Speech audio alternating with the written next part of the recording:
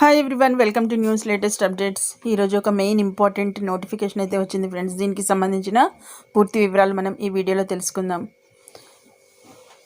EPFO కేంద్రం కీలక నిర్ణయం అయితే తీసుకుంది. దీనిపై ఈపీఎఫ్ఓ వేతన పరిమితి భారీగా పెంచింది. ఇదే జరిగితే కనుక ఇక ఉద్యోగులకైతే బెనిఫిట్ అయితే పొందవచ్చు. కొత్త ఆర్థిక సంవత్సరంలో ఉద్యోగులకు వరుస శుభవార్తలు అయితే అందుతున్నాయి. పీఎఫ్కు సంబంధించి కొత్త రూల్స్ అయితే అమల్లోకి వస్తున్నాయి. ఇప్పటికే ఉద్యోగం మారితే బ్యాలెన్స్ ఆటోమేటిక్గా ట్రాన్స్ఫర్ అయ్యేలా రూల్స్ అనేవి తీసుకురాగా ఇప్పుడు కేంద్రం ఈపీఎఫ్ఓ వేతన పరిమితి పెంచాలని భావిస్తోంది. ఇదే జరిగితే కనుక ఉద్యోగులకు మంచి బెనిఫిట్ అయితే కలుగుతుంది ఫ్రెండ్స్.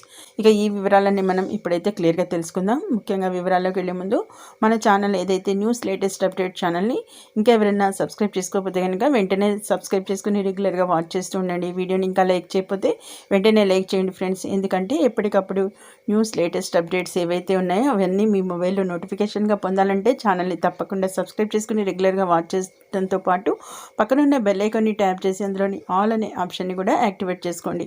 అప్పుడు మాత్రమే న్యూస్ లేటెస్ట్ అప్డేట్స్ అనేవి మీ మొబైల్లో నోటిఫికేషన్గా పొంది మీరు చూసే అవకాశం కలుగుతుంది. అంతేకాకుండా ఇక వీడియోని ఇంకా లైక్ చేయకపోతే వెంటనే ఒక లైక్ ఇచ్చి మన ఛానల్ని సపోర్ట్ చేయండి ఫ్రెండ్స్. కేంద్ర ప్రభుత్వం ఉద్యోగుల పీఎఫ్కు సంబంధించి కీలక నిర్ణయం అయితే తీసుకున్నట్లు తెలుస్తోంది.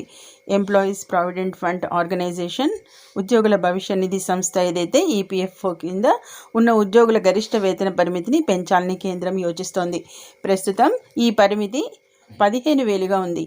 దాన్ని ఇప్పుడు ఏకంగా 40% పెంచి 21,000కు పెంచనున్నట్లు ప్రచారం జరుగుతోంది. ఎన్నో ఏళ్లుగా ఈ వేజ్ లిమిట్ పెంచాలని డిమాండ్లు వస్తున్నా కేంద్రం పట్టించుకోలేదు. ఇప్పుడు మరోసారి కేంద్ర ప్రభుత్వం దృష్టి సారించిందని విశ్వసనీయ వర్గాల్ని ఉటంకిస్తూ ప్రముఖ ఆంగ్ల మీడియాల్లో అయితే కథనాలనేవి వస్తున్నాయి. ఈ నేపథ్యంలో ప్రస్తుతం లోక్సభ ఎన్నికలకు సంబంధించిన నోటిఫికేషన్ వచ్చిన సంగతి అయితే తెలిసిందే కదా. ఈ విధి విధానంలో భాగంగా ఇక ఈ క్రమంలోనే కొత్త ప్రభుత్వంలో దీనికి సంబంధించి నిర్ణయం అయితే వెలువడుతుందని ఓ సీనియర్ అధికారి అయితే పేర్కొన్నారు. ఇక వేతన పరిమితి పెంచడం కారణంగా ప్రభుత్వం సహా ప్రైవేటు రంగం పైన అదనపు భారం అయితే పడుతుందని చెప్పొచ్చు. దీనివల్ల ఉద్యోగులకు మాత్రం మేలు అనేది జరగనుంది. ఈపీఎఫ్ఓ గరిష్ట పరిమితిని చివరిగా 2014లో సవరించడం అనేది గమనార్హం. అప్పుడు 6,500గా ఉన్న లిమిట్ను ఏకంగా 15,000కు పెంచారు. అంటే దాదాపు 10 ఏళ్లుగా వేజ్ లిమిట్ అనేది 15,000గానే ఉంది. ఇదే క్రమంలో ఎంప్లాయీస్ స్టేట్ ఇన్సూరెన్స్ కార్పొరేషన్ ఏదైతే ఈఎస్ఐసి ఇప్పటికే వేతన పరిమితిని కూడా ఇక 21,000కు పెంచింది. దీంతో ఈపీఎఫ్ కూడా ఆ మొత్తానికే చేర్చాలని కేంద్రం అనేది భావిస్తున్నట్లు సమాచారం.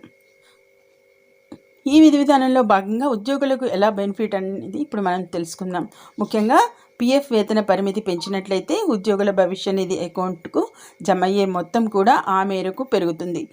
సాధారణంగా ఉద్యోగి వాటాగా జీతంపై 12%, అలాగే యజమాని వాటా 12% చెల్లిస్తారన్న సంగతి తెలిసిందే.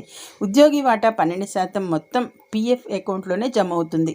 ఇంకా దీనిపై కేంద్రం ప్రతి ఆర్థిక సంవత్సరం ముగిసిన తర్వాత వడ్డీ జమ చేస్తూ ఉంటుంది. కానీ యజమాని వాటా నుంచి 8.33% పెన్షన్ స్కీమ్లో మిగిలిన మొత్తం ఈ పీఎఫ్ ఖాతాలోకి చేరుతుంది.